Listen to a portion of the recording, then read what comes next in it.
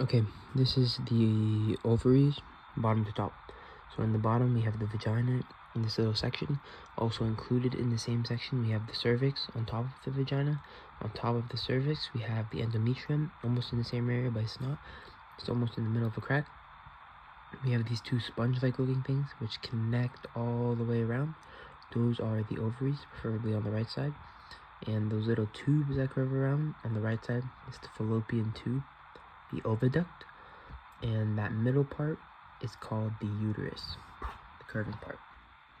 This is the endocrine glands going top to bottom. We have the pineal, the hypothalamus, pituitary, thyroids, parathyroids, thymus, adrenals, pancreas, and the last one for women is ovary. The last one for men is testes. This is the exocrine glands, the location of them and what they secrete. So at the top we have the eyes, tears, mouth, saliva, skin, sweat, stomach, enzymes, breasts, milk, liver, bile, pancreas, juices, intestines, mucus. This is the excretory system, bottom to top. At the bottom we have the urethra. Then just above it we have the urinary bladder. On the right side we have the ureter. Following the right side we have the dorsal aorta. Following the right side we have the kidney. Above it we have the renal vein. Then we have the renal artery. And then we have the adrenal gland. And the left side, just above the dorsal aorta, we have the cortex. We then have the medulla. We have the pelvis. And on top, on the left side, we have the inferior vena cava. Molecules during the menstrual cycle. So at around day 14, LH is at its peak, so is estrogen. FSH is pretty low. But then around approaching 28, at around day 23, 22, estrogen sees a little bump up. Progesterone has its peak, and everything else basically flatlines. How heroin works in the brain.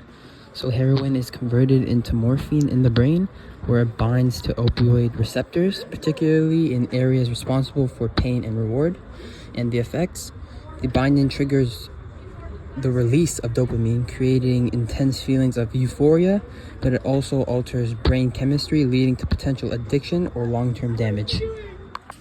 Glia are non-conducting cells of the nervous system whose task is to include structural support to neurons and also protection to neurons. They also help with myelin formation and digestion of dead cells. Dendrites are highly branched extensions, often on the cell body of the neuron, that receives signals from other neurons. An axon is a long extension from the body cell that transmits signals.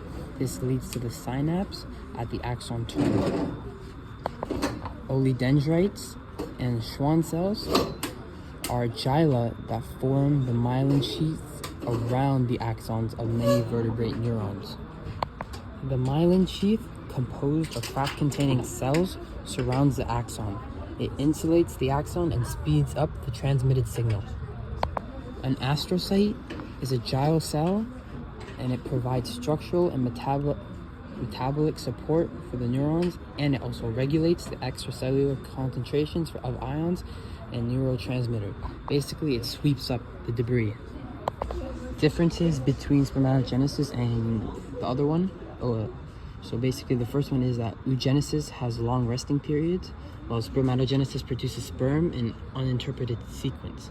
Another difference is that sperm are produced continuously throughout the life of the testes, while people with ovaries are already born with all of the oocytes they will use in their lifetime. The third one is in oogenesis, cytokinesis is unequal, basically meaning that one cell keeps most of the cytoplasm, while the other three polar bodies are broken down. In spermatogenesis, they keep all four. Oogenesis takes place in a woman and spermatogenesis in a man. Okay, these are parts of the nervous system that are non-conductive and conductive. So for non-conductive, we have astrocytes.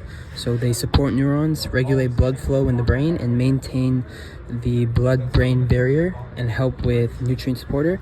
Another one is oligodendrites, oligodendrocytes. They produce myelin in the central nervous system, which insulates neurons and helps speed up electrical signal transmission, but they don't conduct signals themselves. And one cell that is conductive part of the nervous system is basically the neuron. So the dendrites, they receive electrical signals from other neurons. The axon, they transmit electrical signals to other cells, and the axon terminals, they release neurotransmitters that carry the signal across synapses to other neuron or target cells.